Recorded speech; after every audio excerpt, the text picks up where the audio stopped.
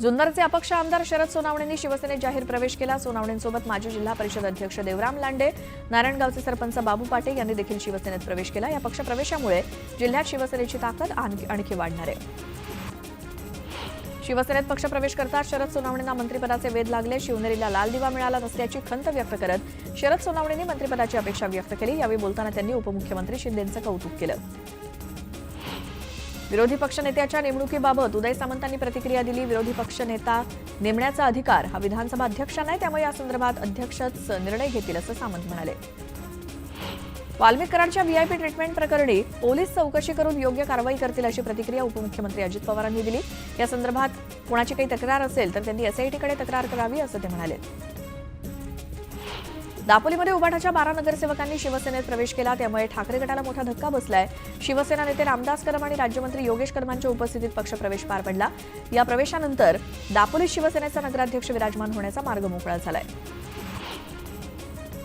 स्थानिक स्वराज्य संस्थांच्या निवडणुकांच्या पार्श्वभूमीवर राष्ट्रवादी काँग्रेस शरद पवार पक्षानं विभागनिहाय प्रभारींची नेमणूक केली। तुर्तास मोठे संघटनात्मक बदल टाळून प्रभारींची नेमणूक करण्यात आली आहे। संघटनात्मक बदलावर कोणतीही चर्चा न झाल्यामुळे प्रदेशाध्यक्षपदावरती तुर्तास जयंत पाटील कायम राहण्याची शक्यता आहे। कोल्हापूर कर्नाटक सीमा समन्वय मंत्री म्हणून चंद्रकांत पाटील आणि शंभूराज देसाईंची संयुक्त नियुक्ती करण्यात आली आहे। कर्नाटक सरकारशी समन्वय साधणं, मराठी भाषिकांना सहकार्य करणं, सीमावादावरील खटल्याला मदत करण्याची जबाबदारी या मंत्र्यांवरती असणार आहे। महायुतीच्या मंत्र्यांसाठी मंत्रालयातल्या जागा अपुरी पडत असल्यामुळे आता राज्य सरकारनं नवीन इमारत बांधण्याचा निर्णय घेतलाय। मंत्रालयाच्या आवारातच तळमजल्यासह 5 मजली नवीन इमारत उभारली जाणार आहे। या बांधकाम खर्चासाठी 118 कोटी रुपयांची प्रशासकीय मान्यता मिळाली आहे। स्थानिक स्वराज्य संस्थांच्या निवडणुका पावसाळ्यापूर्वी होण्याची शक्यता आहे। सर्वोच्च न्यायालयानं निर्देश दिल्यास मुंबईसह महानगर क्षेत्रात निवडणुकांचा बिगुल वाजण्याचा अंदाज आहे। प्रशासनाकडून तयारी पूर्ण झाली आहे। राज्यातील 2000 पेट्रोल पंपांच्या परवानग्या देण्यासाठी प्रत्येक जिल्हाधिकारी कार्यालयात एक खिडकी सुरू करण्याचा महत्त्वाचा निर्णय महसूल मंत्री चंद्रशेखर बावनकुळे यांनी घेतला। या माध्यमातून राज्यात 30,000 रोजगार निर्मिती होईल असाही दावा त्यांनी केला। कर्नाटक सरकारनं टॅटूसाठी वापरण्यात येणाऱ्या शाईमध्ये हानिकारक रसायन असल्यामुळे त्यावर बंदीचा विचार केलाय। बंदीचा अधिकार केंद्र सरकारकडे असल्यामुळे तशी शिफारस केली जाणार आहे। विकी कौशलची मुख्य भूमिका असलेल्या छावा या हिंदी चित्रपटानं बॉक्स ऑफिसवर 13 दिवसात तब्बल 400 कोटी रुपयांची कमाई केली आहे। आता खास दक्षिणेतील प्रेक्षकांच्या आग्रहास्तव छावा हा चित्रपट येत्या 7 मार्चपासून तेलुगू भाषेत प्रदर्शित होणार आहे, अशी माहिती मॅडडॉग फिल्म्सकडून शेअर करण्यात आली आहे। यंदाच्या उन्हाळ्यात देशभरात किमान तापमान सरासरीपेक्षा जास्त राहण्याचा अंदाज आहे, त्यामुळे मार्च ते मे महिन्यादरम्यान उष्णतेच्या लाटाची तीव्रता जास्त असणार आहे, त्यामुळे उन्हाळा सरासरीपेक्षा अधिक राहण्याचा अंदाज आहे। मध्य महाराष्ट्र, मराठवाडा आणि विदर्भात सुद्धा प्रचंड रखरख जाणवू लागली। शुक्रवारी मुंबईत 38.4 अंश सेल्सिअस तापमानाची सर्वाधिक नोंद झाली। अकोल्याचा पारा सुद्धा 38 अंश होता। विदर्भात बहुतांश ठिकाणी 36 ते 38 अंशांपर्यंत तापमानाची नोंद होते। जे हॉस्पिटलच्या 136 कामगारांना दिलासा मिळालाय। चतुर्थ श्रेणीतील बदली कर्मचाऱ्यांना कायमस्वरूपी सेवेत घेण्याचे आदेश कोर्टाने दिलेत। कर्मचारी भविष्य संघटनेनं 2024 ते 25 साठी कर्मचारी भविष्य निर्वाह निधीवरती 8.25% इतका व्याजदर कायम ठेवण्याचा निर्णय घेतलाय। इंडियन ऑइल, भारत पेट्रोलियम आणि हिंदुस्थान पेट्रोलियम या ऑइल कंपन्यांनी महाराष्ट्रात 1660 नवे पेट्रोल पंप मंजूर केलेत। मात्र यासाठीची परवानगी रखडल्यामुळे परवानगी मिळण्यासाठी पुन्हा प्रयत्न सुरू आहेत। कर्करोगाच्या रुग्णांना दर्जेदार सुविधा देण्यासाठी आरोग्य विभागाने मोठा निर्णय घेतलाय। प्रशिक्षित कर्करोग तज्ज्ञ परिचारिका आणि प्रशिक्षित बालरोग तज्ज्ञ परिचारिका तयार करण्याच्या उद्देशानं पदविका अभ्यासक्रम सुरू करण्याचा निर्णय घेतलाय। अंमली पदार्थ विरोधी पथकाचा अधिकारी असल्याचं सांगून उघड्यावर थुंकणाऱ्यांची फसवणूक करण्यात आल्याचं समोर आलंय। तब्बल 40,000चा दंड वसूल करत ही फसवणूक करण्यात आली। शासनाच्या 100 दिवसांच्या कृती आराखडा उपक्रमात पिंपरी चिंचवड पालिका ही सर्वोत्तम कामगिरी करणारी पालिका ठरली। राज्यभरातील पालिकांचं आणि अन्य कार्यालयाचं मूल्यमापन करण्यासाठी शासनानं हा उपक्रम राबवलाय। आरटीई अंतर्गत निवड झालेल्या विद्यार्थ्यांच्या प्रवेशासाठी 28 फेब्रुवारीपर्यंत मुदत देण्यात आली होती। मात्र केवळ 5,000 विद्यार्थ्यांचे प्रवेश निश्चित झाल्यामुळे आता 10 मार्चपर्यंत मुदतवाढ देण्यात आली आहे।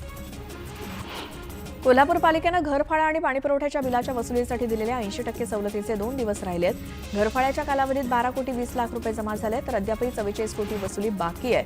त्यामुळे पालिकेनं 5,000 जणांना नोटीस बजावली आहे। राज्य सामायिक प्रवेश परीक्षा कक्षाकडनं अटल उपक्रम सुरू करण्यात आला. या उपक्रमांतर्गत अवघ्या 1.5 महिन्यात 1 लाखापेक्षा अधिक विद्यार्थ्यांनी नोंदणी केली आणि या उपक्रमांतर्गत 5 लाखांहून अधिक विद्यार्थ्यांची नोंदणी करण्याचं उद्दिष्ट ठेवण्यात आलंय. फेब्रुवारी महिन्यात मुंबईमध्ये 12,000 घरांची विक्री झाली असून त्यातून राज्य सरकारला मुद्रांक शुल्क वसुलीच्या रूपानं 900 कोटी रुपयांहून अधिकचा महसूल मिळालाय. फेब्रुवारीच्या 28 दिवसात 12,000हून अधिकची घर विक्री झाल्यामुळे ही घर विक्री समाधानकारक मानली जाते. मेट्रोच्या कामात त्रुटी असल्याचे एमएमआरडीएचे आरोप सिस्ट्रा कंपनीनं फेटाळून लावलेत. मात्र त्याचवेळी एमएमआरडीए बरोबर यापुढे सुद्धा काम करण्याची इच्छा व्यक्त केली आहे. एमएमआरडीएशी पुन्हा संबंध प्रस्थापित करण्यासाठी अधिकाऱ्यांशी संवाद सुरू असल्याचं सिस्ट्रानं स्पष्ट केलं. पुणे शहरातील अंधाऱ्या निर्जन जागांची पाहणी करण्यात आली. या भागात प्रखर पथदिवे बसवण्यासाठी पालिकेकडे पाठपुरावा केला जाणार आहे. तसंच या भागांमध्ये पोलिसांची गस्त वाढवण्याचेही आदेश देण्यात आले. जमिनीवरची वाहतूक हवेतून झाल्यास शहरातील वाहतूक कोंडी कमी होईल. त्यामुळे घोडबंदर भागात प्रायोगिक तत्वावर पॉड टॅक्सी देण्याचं निश्चित करण्यात आले, अशी माहिती परिवहन मंत्री प्रताप सरनाईक यांनी दिली. नवी मुंबई पालिका शाळेतील सहलींदरम्यान एका 13 वर्षीय मुलाचा मृत्यू झाला. त्यानंतर पालिकेला जाग आली आणि इमॅजिका पार्कमध्ये जाणाऱ्या जवळपास 6,200 पेक्षा जास्त विद्यार्थ्यांच्या सहली रद्द करण्याचा निर्णय घेतलाय.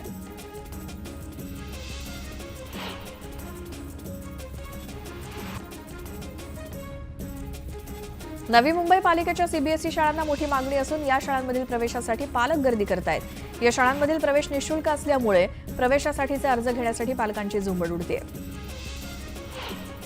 लोकशाही सशक्त ठेवण्यासाठी निष्पक्ष आणि पारदर्शक निवडणुका पार पडाव्यात. यासाठी निवडणूक ईव्हीएमवर नाही तर बॅलेट पेपरवर घेण्यात याव्यात आणि बॅलेट पेपरच निवडणुकीसाठी सर्वात सुरक्षित माध्यम आहे, असं मोठं विधान ट्रम्प यांनी केलं.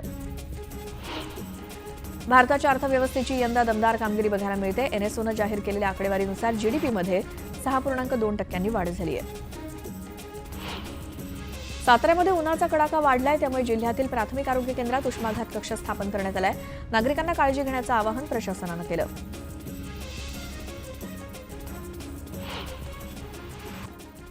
एक मोठी बातमी येते. मुख्यमंत्री असताना करतो पाहतो असं नाही तर लगेचच जनतेची कामं केली.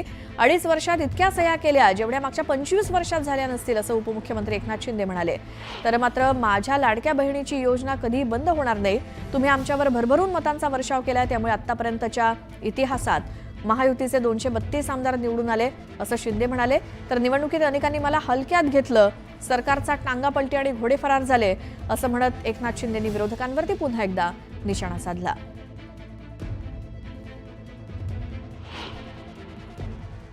जनतेचा आशीर्वाद असला तर सगळं होतंय. मी आपल्याला माहित आहे, मुख्यमंत्री असताना जे माझ्याकडे आले, करतो बघतो पाहतो, माझ्याकडे नाही, लावला फोन काम करून टाक, चिठ्ठीवर सही केली. मी तुम्हाला सांगतो, आतापर्यंतच्या इतिहासामध्ये जेवढ्या मी सह्या केल्या ना त्या 25 वर्षात झाल्या नसतील. कुठलं रेकॉर्ड होईल माहित नाही मला. तुम्ही आम्हाला भरभरून मतांचा वर्षाव केला. आतापर्यंतच्या इतिहासात 232 आमदार महायुतीचे कधी आले होते का शरद बापू?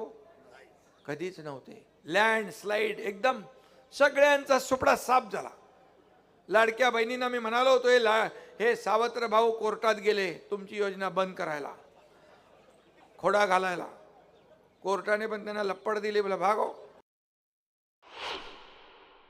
पण मला देखील हलक्यात घेतलं. त्यावेळेस आपल्याला माहित आहे की सरकारचा टांगा पलटी घोडे फरार करून दाखवलं आणि कामही करून दाखवलं. 2.5 वर्षात या राज्याला पुढे नेलं. हे राज्य महाविकास आघाडीच्या काळात 3ऱ्या नंबरला गेलं होतं. हा एकनाथ शिंदे मुख्यमंत्री झाल्यावर हे राज्य पुन्हा पहिल्या नंबरला आणलं. पुन्हा पाहूयात बातमी 36 जिल्ह्यांची. सांगली जिल्ह्यात रबी हंगामातील गहू काढणीला वेग आलाय. गेल्या आठवडाभरापासून नवा गहू बाजारात दाखल होतोय आणि या गव्हाला सरासरी 3,500 ते 4,000 रुपये प्रति क्विंटलचा भाव मिळतोय. नागरिकांच्या तक्रारींचं निवारण करण्यासाठी म्हाडाच्या सर्व विभागीय मंडळांनी महिन्यातून किमान 2 वेळा जनता दरबार आयोजित करावा, असे निर्देश म्हाडाचे उपाध्यक्ष संजीव जयस्वाल यांनी दिले. गेल्या काही वर्षांमध्ये भारतात यूपीआयचं जाळं वेगानं पसरतंय. यूपीआय व्यवहारांच्या बाबतीत भारत नवी उंची गाठतोय. जानेवारी महिन्यात पहिल्यांदाच यूपीआय व्यवहारांनी 16.99 अब्जांचा आकडा ओलांडला. आतापर्यंत एका महिन्यात यूपीआय व्यवहारांची सर्वात मोठी संख्या आहे. मागील 2 वर्षात मुंबईत घडलेल्या बलात्काराच्या 2109 घटनांमधील तब्बल 406 नराधम अद्याप मोकाट आहेत. राज्याच्या राजधानीचं शहर असलेली मुंबई इतर ठिकाणाच्या तुलनेत महिलांसाठी अधिक सुरक्षित मानली जाते. याच मुंबईत 2 वर्षात लैंगिक अत्याचाराच्या घटनांचं प्रमाण वाढलंय. महायुती सरकारच्या 100 दिवसांच्या कार्यक्रमावरती लक्ष ठेवण्यासाठी राष्ट्रवादी काँग्रेस शरद पवार पक्षानं शॅडो कॅबिनेट स्थापन करण्याचा निर्णय घेतलाय. पक्ष संघटन मजबूत करण्यासाठी शरद पवार ॲक्शन मोडवर आले असून पुढील 3 महिन्यात संपूर्ण महाराष्ट्र पिंजून काढण्याचे आदेश त्यांनी पक्षाच्या नेत्यांना दिलेत. मिठी नदीतला गाळ काढण्यासाठी मुंबई महानगरपालिकेनं काढलेल्या टेंडरमध्ये 90 कोटी रुपयांचा घोटाळा झालाय. टेंडरमध्ये हेराफेरी करून हा घोटाळा करण्यात येत असल्याचा आरोप शिवसेना नेते अनिल परब यांनी केलाय. मिठी नदीतला गाळ काढण्याच्या कामात एसआयटीकडनं चौकशी सुरू आहे. जीएसटी लागू करण्यात आल्यामुळे राज्य सरकारनं महापालिकांचा एलबीटी पूर्णपणे बंद करण्याचे आदेश दिलेत. मात्र एलबीटी संदर्भातील अनेक न्यायालयीन दावे प्रलंबित आहेत. त्यामुळे महापालिकेचा एलबीटी विभाग पूर्णपणे बंद होण्याची शक्यता कमी आहे. राज्य सरकारच्या तब्बल 500 सेवा आता व्हॉट्सअॅपवरती मिळणार आहेत. आपलं सरकार या संकेतस्थळावरील 500 सेवा व्हॉट्सअॅपवरती उपलब्ध करून देण्याचा महत्त्वाचा करार शुक्रवारी झाला. मुंबई शहराला पाणीपुरवठा करणाऱ्या तलावांमध्ये ऑगस्ट 2025 पर्यंत पुरेल इतका पाणीसाठा शिल्लक आहे. विशेष म्हणजे शहराला दररोज सर्वाधिक 1850 दशलक्ष लिटर पाणीपुरवठा करणाऱ्या भातसा तलावात 51% पाणीसाठा शिल्लक आहे. त्यामुळे यंदा मुंबईकरांच्या पाण्याची चिंता मिटली आहे. वाढवण बंदरामुळे होणारी पर्यावरणाची हानी यासाठी तज्ज्ञ संस्था नेमण्यासाठी विचार करा, असा सल्ला सुप्रीम कोर्टानं केंद्र सरकारला दिलाय. वाढवण बंदरासाठी 1448 हेक्टर क्षेत्रात भराव टाकून विकास केला जाणार आहे. जमिनीवर उत्खनन करून काढलेल्या वाळूची किंमत 12,000 कोटी रुपये. त्यात भारत सरकारला मिळणारी 1440 कोटी रुपयांची रॉयल्टी समाविष्ट आहे. त्यामुळे 6,000 कोटींची बचत होणार आहे. लाडकी बहीण योजना कोणत्याही परिस्थितीत बंद होणार नाही. राज्यात ज्या पात्र लाडक्या बहिणी आहेत त्यांच्यासाठी ही योजना सुरूच राहील, अशी ग्वाही उपमुख्यमंत्री एकनाथ शिंदे यांनी दिली. सीएसएमटी इथे 24 डब्यांच्या गाड्या उभ्या करण्यासाठी फलाट क्रमांक 12 आणि 13चा विस्तार केला जाणार आहे. या कामांसाठी मध्य रेल्वेकडनं इंटरलॉकिंग कामासाठी विशेष ब्लॉक आहे. त्यामुळे आज शेवटची लोकल ठाण्यावरनं 10:45 सुटेल. सिद्धार्थ मल्होत्रा आणि कियारा अडवाणी यांनी त्यांच्या चाहत्यांना नुकतीच आनंदाची बातमी दिली. लग्नाच्या 2 वर्षांनंतर ते आई बाबा होणार असल्याची पोस्ट टाकत त्यांनी ही बातमी दिली. ऊसाचं उत्पादन आणि उतारा घटल्यामुळे ऊस उत्पादकांना प्रत्येक टनामागे 166 रुपयांचा फटका बसलाय. उतारा आणि उत्पादन घटल्यामुळे साखर उद्योगाचे 1,600 कोटींचं नुकसान झालंय. पुढील हंगामात याचा फटका बसणार आहे. नांदेडच्या धर्माबादमधील लाल मिरची देशातच नाही तर विदेशात सुद्धा प्रसिद्ध आहे. आखाती देशात या मिरचीला मोठ्या प्रमाणात मागणी आहे. मात्र सध्या परदेशातून होणारी आयात कमी झाल्यामुळे क्विंटल मागे 4,000 रुपयांची घसरण झाली आहे. परिणामी शेतकऱ्यांसाठी मिरची आणखी तिखट झाली आहे. लसणाचा हंगाम बहरल्यामुळे गुलटेकडी मार्केट यार्डात लसणाची आवक वाढू लागली आहे. बाजारात देशी लसणासह उटी लसूण सुद्धा मोठ्या प्रमाणात दाखल होतोय.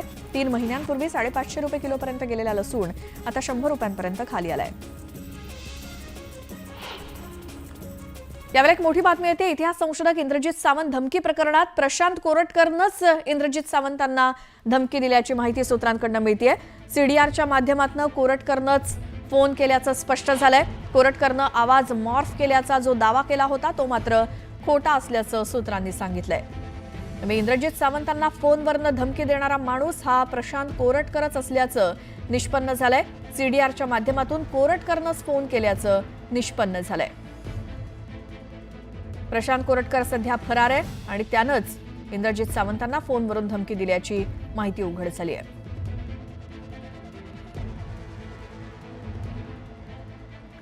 पुन्हा पाहूयात बातमी 36 जिल्ह्यांची. पीडित महिलेनं आरडाओरडा केला असता तर बलात्कार झाला नसता असं वक्तव्य गृहराज्यमंत्री योगेश कदम यांनी केलं. त्यांच्या या विधानाचा सर्व स्तरातनं निषेध केला जातोय. असं असंवेदनशील बोलणारे गृहराज्यमंत्री म्हणजे सरकारी मूर्खपणा आहे.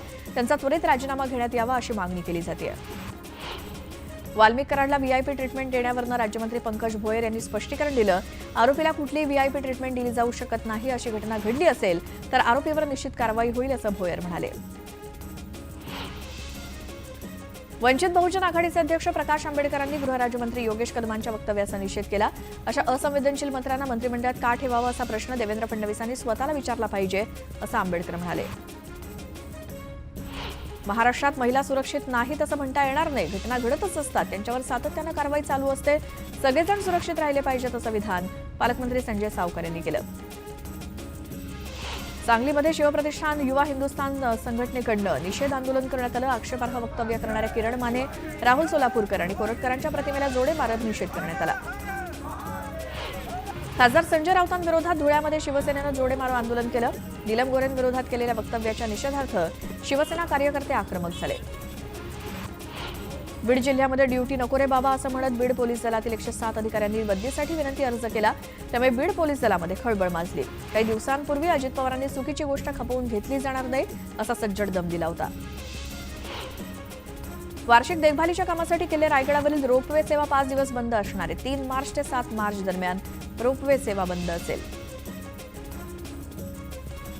परभणीमध्ये महाराष्ट्रातील सर्वात मोठा जन्म नोंदणी घोटाळा झाल्याचा आरोप भाजपचे नेते किरीट सोमय्या यांनी केला. परभणीत 2900 बांगलादेशींना जन्मदाखले देण्यात आले असून खोटी शपथपत्र देणाऱ्यांवरती गुन्हा दाखल करण्याची मागणी सोमय्या यांनी केली. पुणे स्वारगेट एसटी आगारातील अत्याचार प्रकरणी आरोपी दत्ता गाडेला 12 मार्चपर्यंत पोलीस कोठडी सुनावण्यात आली. पोलिसांनी दत्ता गाडेची 14 दिवसांची पोलीस कोठडी मागितली होती. पुण्याच्या स्वारगेट अत्याचार प्रकरणावरून राष्ट्रवादी आणि शिवसेनेचे महिला कार्यकर्ते आक्रमक झाल्या. आरोपी दत्ता गाडेवर आक्रमक महिलांनी बांगड्या फेकण्याचा प्रयत्न केला. पवईच्या वेंचुरी इथल्या मुख्य जलवाहिनीला गळती लागल्यामुळे घाटकोपर जलाशयाला होणारा पाणीपुरवठा बंद करण्यात आलाय. या जलवाहिनीच्या दुरुस्तीचे काम सुरू असल्यामुळे उद्यापर्यंत पाणीपुरवठा बंद असेल. नवी मुंबईतल्या जनता दरबारानंतर गणेश नाईकांनी अधिकाऱ्यांबाबत नाराजी व्यक्त केली. नागरिकांच्या कामासाठी जबाबदार असलेल्या अधिकारी वर्गाचे मोबाईल बंद असणं योग्य नाही. ज्यांचे फोन सुरू असतात ते लोकांचे फोन घेत नाहीत अशी नाराजी नाईकांनी बोलून दाखवली. मुंबईच्या गोराईतील जामदडा परिसरात ग्रामस्थांनी स्वखर्चानं स्मशानभूमी बांधली. यापूर्वी समुद्रकिनारी उघड्या शवदाहिनीवरती ग्रामस्थांना अंत्यसंस्कार करावे लागायचे. समुद्राला भरती आली तर अनेकदा मृतदेह वाहून सुद्धा जायचे. त्यामुळे नवीन स्मशानभूमी बांधण्याच्या मागणीकडे प्रशासनानं दुर्लक्ष केल्यानंतर ग्रामस्थांनी 10 लाख रुपये खर्च करून परिसरात स्वतंत्र स्मशानभूमी बांधली. नवी मुंबई महानगरपालिकेच्या वतीनं 10वीच्या विद्यार्थ्यांसाठी विशेष बस सेवा सुरू केली आहे. 10वीच्या विद्यार्थ्यांच्या परीक्षा सुरू आहे, त्यामुळे विद्यार्थ्यांना वेळेवर परीक्षा केंद्रावर पोहोचण्यासाठी विशेष बस सेवा सुरू केली आहे. वसई विरार महानगरपालिकेच्या हद्दीतील आरक्षित आणि खासगी जागेतील झोपडपट्टीधारकांसाठी एसआरएच्या माध्यमातून सुमारे 2 लाख घरं बांधण्यात येणार आहेत. दरम्यान झोपडपट्टी पुनर्वसन योजना आणि वसई विरार महापालिकेच्या वतीनं लाभार्थ्यांची कार्यशाळा घेण्यात आली. भिवंडी शहरातील बस आगारातून दररोज हजारोंच्या संख्येनं प्रवासी प्रवास करत असतात. मात्र या बस आगारातील पाणपोई गेल्या 2 वर्षांपासून बंद अवस्थेत आहे. त्यामुळे प्रवाशांना पिण्याचं पाणी विकत घ्यावं लागतंय. दरम्यान पाणपोई सुरू करण्याची मागणी प्रवासी करतायत. औद्योगिक वसाहतीतील अपघात टाळण्यासाठी पुण्याच्या जेएसपीएम महाविद्यालयातील विद्यार्थ्यांनी अनोखा ड्रोन तयार केलाय. या ड्रोनद्वारे कंपन्यांवरती बसवण्यात आलेल्या चिमण्यांमधील बिघाडाचा तत्काळ शोध घेतला जाईल. त्यामुळे संभाव्य अपघात टाळण्यास मदत होणार आहे. जेएमआरटी खोडद इथल्या विज्ञान प्रदर्शनात हा ड्रोन ठेवण्यात आला होता. डोंबिवलीतील 65 बेकायदा इमारती प्रकरणी ठाकरे गटाकडून कल्याणच्या प्रांत अधिकाऱ्यांना निवेदन देण्यात आलं. खोटे दस्तावेज बनवणाऱ्यांवरती गुन्हे दाखल करण्याची मागणी निवेदनातून करण्यात आली. ॲक्वालाईन म्हणून ओळखल्या जाणाऱ्या मेट्रो 3च्या ट्रेननं कफ परेड या अंतिम स्थानकापर्यंतची धाव यशस्वीरित्या पूर्ण केली. त्यामुळे आचार्य यात्रे ते कफ परेड हा मेट्रो मार्ग प्रवासी वाहतुकीसाठी लवकरच सुरू होण्याची शक्यता आहे. रत्नागिरी ते नागपूर रस्त्याच्या चौपदरीकरणाबाबत जमीन जाणाऱ्या शेतकऱ्यांना चौपट नुकसान भरपाई देण्याची मागणी करण्यात आली. या मागणीकडे दुर्लक्ष करत भूसंपादनाचा प्रयत्न करणाऱ्या अधिकाऱ्यांना हातकणंगले परिसरातील शेतकऱ्यांनी विरोध केला. विरोध करणाऱ्या शेतकऱ्यांना पोलिसांनी ताब्यात घेतलं. इंदापूर तहसील विभागातील महिला लिपिकाला लाचलुचपत प्रतिबंधक विभागाकडून अटक करण्यात आली. इंदापूर तहसीलमध्ये प्रलंबित असलेल्या एका केसचा निकाल देण्याकरता महिला लिपिकानं 30,000ची लाच मागितली होती. जळगावच्या शेळगाव बॅरेज प्रकल्पाचं काम पूर्ण झाल्यामुळे यंदा प्रथमच आवर्तन सोडलं जाणार आहे. सध्या 67% पाणीसाठा उपलब्ध असून जळगाव, धरणगाव, यावल आणि चोपडा या तालुक्यातील 25 गावांना मोठा दिलासा मिळणार आहे. पुढील 2 दिवसात पाणी सोडण्याचे आदेश पालकमंत्री गुलाबराव पाटील यांनी दिले. बुलढाण्यातील शेतकऱ्यांसाठी स्वाभिमानी शेतकरी संघटना पुन्हा एकदा आक्रमक झाली आहे. बँक ऑफ बडोदाच्या खामगाव येथील शाखेत शेतकऱ्यांच्या विविध योजनांमधील पैसे कर्ज खात्यात वळवण्यात आले. या प्रकरणी बँक मॅनेजरला जाब विचारत स्वाभिमानीच्या कार्यकर्त्यांनी बँकेत राडा केला. चंद्रपूर बसस्थानकात सुरक्षेचा प्रश्न गंभीर बनलाय. बसस्थानकातील पोलीस चौकीला सतत कुलूप असतं. हिरकणी कक्ष आणि स्वच्छतागृहांची अवस्था सुद्धा बिकट झाली आहे. त्यामुळे सुरक्षेबाबत आमची जबाबदारी कोण घेणार असा सवाल प्रवासी करतायत. बीडमध्ये बस स्थानकाच्या इमारतीचं बांधकाम सुरू असल्यामुळे सुरक्षा अक्षरशः वाऱ्यावरती इथे मोकळ्या आवारात बसेस थांबतायत. त्यात गैरप्रकार होत असल्याची माहिती परिसरातल्या नागरिकांनी दिली. तर बस आगार प्रशासनाकडून सुद्धा याकडे सपशेल दुर्लक्ष करण्यात येत आहे. अकोल्यातील बस स्थानकात सीसीटीव्ही कॅमेरे आणि पोलीस कर्मचाऱ्यांचा अभाव आहे. तसंच आवार भिंतही नसल्यामुळे प्रवाशांची सुरक्षा रामभरोसे आहे. तुळजापूर ड्रग्ज तस्करी प्रकरणात पोलिसांनी आणखी एका आरोपीला अटक केली. मुंबईतील रहिवासी असलेला संतोष खोत या आरोपीला अटक करण्यात आली. दरम्यान आरोपी संतोष खोतला न्यायालयानं 14 दिवसांची पोलीस कोठडी सुनावली आहे. ड्रग्ज प्रकरणात आतापर्यंत 7 आरोपींना पकडण्यात पोलिसांना यश आलं. पालिकेचा महत्त्वाचा उत्पन्न स्रोत असलेल्या मालमत्ता कराच्या वसुलीचं उद्दिष्ट गाठण्यासाठी आता एकच महिना शिल्लक आहे. त्यात तब्बल 1126 कोटींचं कर संकलन करण्याचं आव्हान प्रशासनासमोर आहे. तर आतापर्यंत 5000 कोटींचा कर जमा करण्यात आलाय. पवईमधल्या जलवाहिनीच्या जोडणीवर मोठी गळती सुरू झाल्यामुळे घाटकोपर उच्चस्तरीय जलाशयाला होणारा पाणीपुरवठा बंद झालाय. त्यामुळे घाटकोपर आणि कुर्ला भागातील पाणीपुरवठा आज दिवसभर बंद असणार आहे.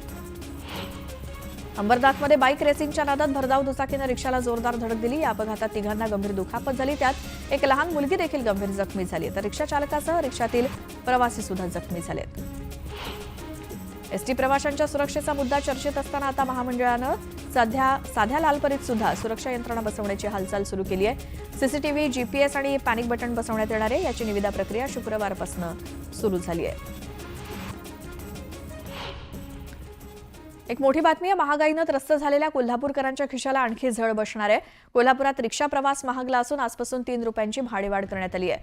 कोल्हापुरात रिक्षासाठी आजपासून नवीन दर लागू होत आहेत. रिक्षा प्रवासासाठी किमान दर हा 25 रुपये इतका झालाय. रिक्षाच्या किमतीत वाढ झाली आहे. तसंच सुट्या भागांचे चढे भाव आणि इंधन दरात झालेली वाढ यामुळे रिक्षा चालक आर्थिक संकटात होते आणि त्यांना दिलासा देण्यासाठी हा निर्णय घेण्यात आला असला तरी सर्वसामान्य नागरिकांवरील आर्थिक भार मात्र वाढणार आहे.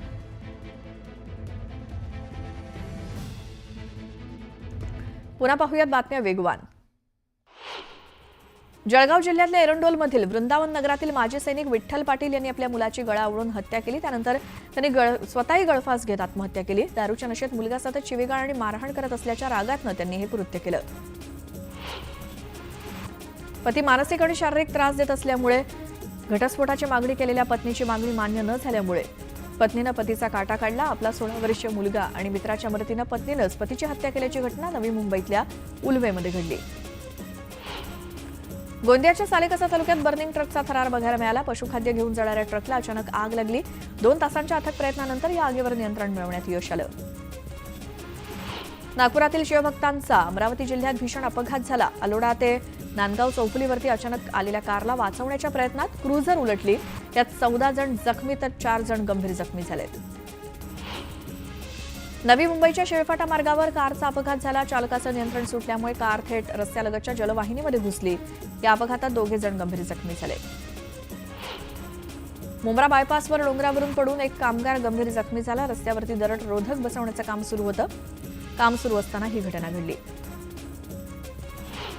नागपूरमधील कुख्यात गुन्हेगार राजा गौसनं पुण्यातील कुख्यात गुन्हेगार गजा मारणेसोबत इंस्टाग्रामवरती एक रील शेअर केली.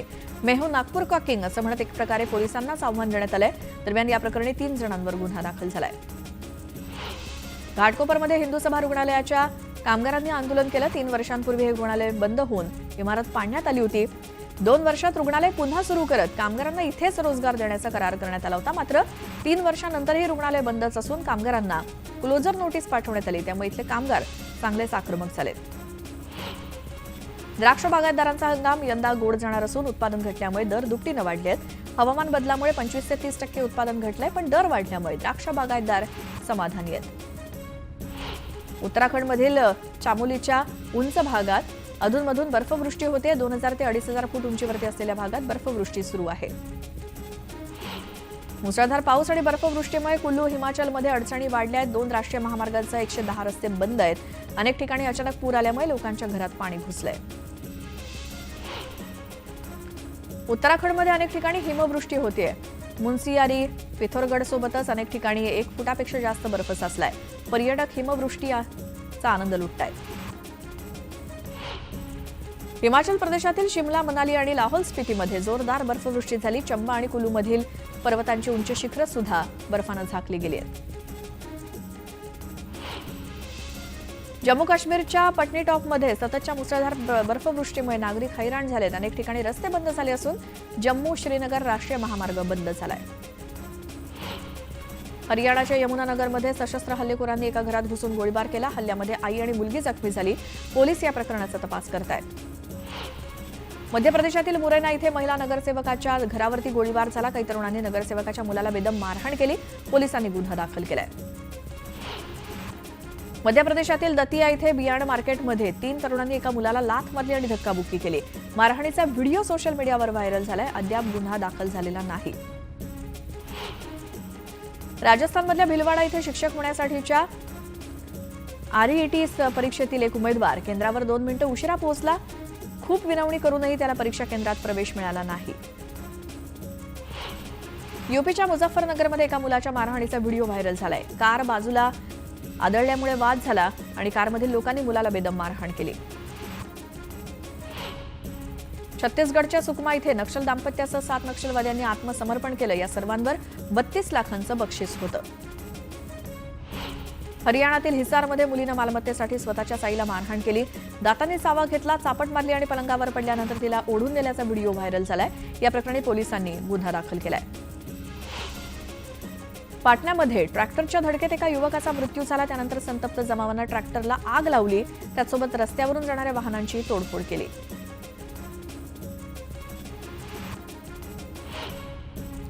अमेरिकेत डोनाल्ड ट्रम्प यांच्या दुसऱ्या कार्यकाळात सरकारी विभागात कार्यरत कर्मचाऱ्यांच्या कपातीची मोहीम तीव्र होत चालली असून युएसएड पाठोपाठ आता हवामान खातं आणि सामाजिक सुरक्षा विभागातील कर्मचाऱ्यांच्या नोकरीवर सुद्धा टांगती तलवार आहे. दुसरीकडे सुरक्षा दलातील अधिकाऱ्यांच्या बडतर्फीमुळे नवा वाद पेटलाय. अमेरिकेचे राष्ट्राध्यक्ष डोनाल्ड ट्रम्प आणि युक्रेनचे अध्यक्ष झेलेन्स्की यांच्यात व्हाईट हाऊसमध्ये जोरदार वादावादी झाली. झेलेन्स्कींनी युद्धविराम घेण्यास नकार दिल्यानंतर ट्रम्प म्हणाले, आता तुमचे वाईट दिवस सुरू झाले. तुम्ही 3ऱ्या महायुद्धाचा जुगार खेळत आहात. पाकिस्तानमधील खैबर पख्तूनवा येथील मशिदीत आत्मघाती हल्ला झाला. नमाजाच्या वेळी दहशतवाद्यांनी मशिदीला लक्ष्य केलं.